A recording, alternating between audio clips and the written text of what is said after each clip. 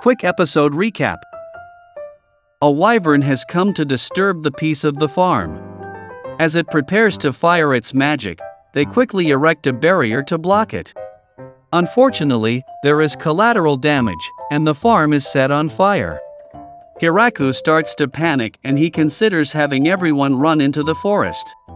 But his inner desire to protect his harem takes shape, and without his knowing, the almighty tool transforms into a divine spear.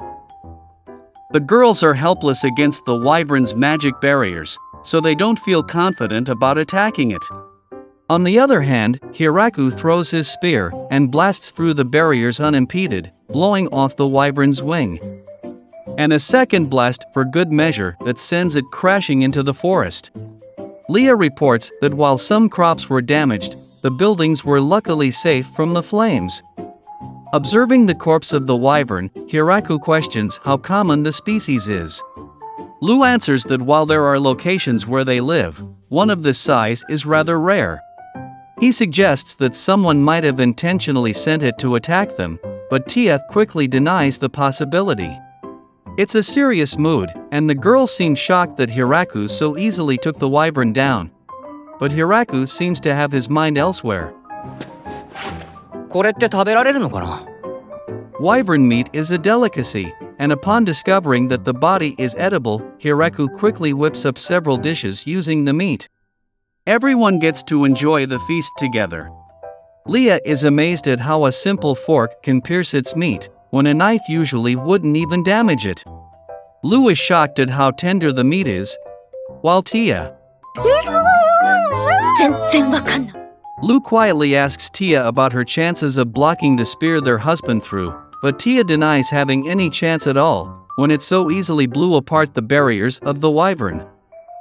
They reflect that it was their stroke of luck to have been attacked by the wolves, instead of encountering Hiraku as an enemy. Further away from the village, at the Demon Lord's castle, 3 of the Demon Lord's generals are having a private meeting concerning the recent wyvern incident. 2 of them are in great disbelief when Beezle announces the wyvern was killed in 2 hits.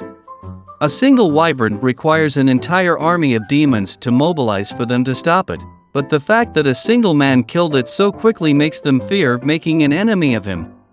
Beezle tries to calmly lead them to resolve the situation before the news spreads panic to their kingdom. In a different location south of the farm, at the gatekeeper dragon, Dryme's lair, Dryme asks his servant Gucci whether he saw what happened. They also seem to be in disbelief at how powerful Hiraku's spear was, and Gucci notes if Dryme were attacked in the same manner, he'd also be pierced through. They can't afford making Hiraku their enemy. It's another day, and Hiraku ponders on the key thing that was missing while they were feasting on the wyvern's flesh. Using the field of grapes he's cultivated, he plans to ferment some wine for everyone to enjoy. Everyone is enthusiastic about the prospect of alcohol, and they quickly gather the grapes. Under the instruction of Hiraku, the girls also built a contraption to collect the grape juice into barrels. The barrels were made by Elf Lalasha, as she knew how to make the crates watertight. The girls are now supposed to enter a container full of grapes and smash them using their bodies. Hiraku suggests they all step around in a circular motion, so the girls dance around a pole while continuing to smash. Tia loses her balance in the process and smashes her bottom into the ground, leaving her wet and messy. If only there was a way to keep their movements in sync as they smash together. Luckily the elves have just the thing, and they mention a song they used to sing while working.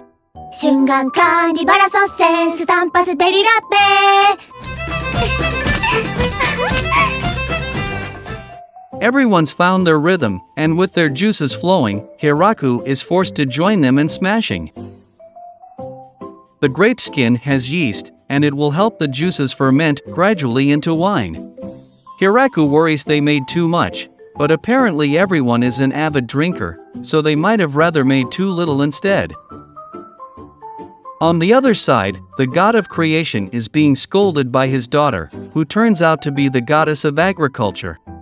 She is furious that he made mistake after mistake on Hiraku. First causing him to die, then sending him into the forest of death. He even gave Hiraku the almighty farming tool, which she thought would be used by a divine. In the hands of a human, even using it once will drain their life force and kill them, but the god defends that he likely has super fast recovery due to him granting Hiraku a healthy body, which allows him to survive its usage. It turns out that the spear was also an added bonus, it apparently being a replica of the holy lance, Grime. But what the goddess finds most unforgivable is that the statue Hiraku made in gratitude is a sculpture of an old man. In the end, all of the issues were blamed on the god, and the goddess punishes him for it. While weaving a scarf, Zabuton notices something and sounds the alarm. Another girl has been captured, but she turns out to be Lu's younger sister, Flora. She heard Lu was being chased by the infamous black-hearted angel Tia, so she followed after Lu to give her support. Though she didn't notice Tia behind her and gets herself into trouble. She has a hard time believing Hiraku is Lu's husband, but the wolves are there to convince her otherwise. Lu explains he took down even a wyvern and Flora quickly makes amends. 大変失礼いたしました。いや、別に。Hiraku finally gets to know that Koro is in fact a wolf species known as inferno wolves, and Koro quickly shows off his flames. As an apology for the earlier suffering Flora went through, Hiraku serves her a hearty dinner. While very pleased with the food, Flora gets interested in the white cubes in the soup, which Hiraku introduces as tofu. It's made from soybeans, which she's never heard of, and Hiraku explains that soybeans can be used to make soy sauce and miso, both of which are fermented products of soybeans. Flora doesn't understand any of it, but she understood the term fermented. This world doesn't understand that fermentation is a process caused by microorganisms, but they do have fermented products like cheese and wine. Like Lu, Flora is an avid researcher, so she decided to dedicate her research to share the wonders of miso and soybeans to the rest of the world by helping make it. After she recorded her initial findings, she leaves a few days later. A month later, Flora returns with a large party of maids and some cattle. The head maid introduces herself as Anne. And Flora explains she's brought the cows to provide milk for them, and Hiraku gets excited at the prospect of cheese and butter. With the appearance of the new party of people, Tia quickly realizes that everyone has a large group, but she alone represents the angel species. She quickly leaves and returns with her followers, a group that consists of 3 other angels and many lizardmen. She's also brought along some chicken to raise as livestock, and gets happy at Hiraku's appreciation. With the help of the maids, the daily chores get done much faster, but their cooking ability is still a bit lacking. Instead, Hiraku takes the time to enlighten them of the myriad of ways to cook, so hopefully they'll improve to make something more delicious than before. Tia's 3 subordinates, Gran Maria, Cudel, and Caron, are in charge of patrolling the area around the farm to look for potential threats.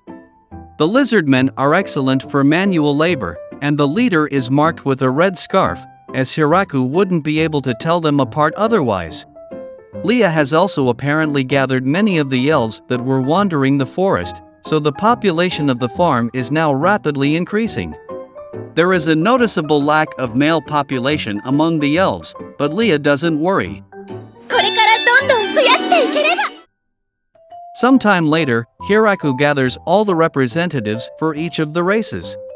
With the rapid expansion of the farm into something more like a village, Hiraku wants to come up with a name for the community they live in. Lu suggests just naming the town after him, but Hiraku disagrees. And suggests naming the place after the forest, becoming the Village of Death. Zabuton points to the tree outside, and inspires Hiraku. In celebration, he announces to everyone that the village now has a name, and they start a party. Everyone unanimously starts to call Hiraku the mayor, and with a push from his wives, he reluctantly accepts the position.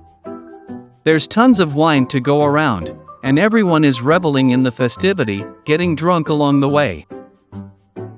Watching everyone enjoy themselves, Hiraku reflects that it all seems like a dream.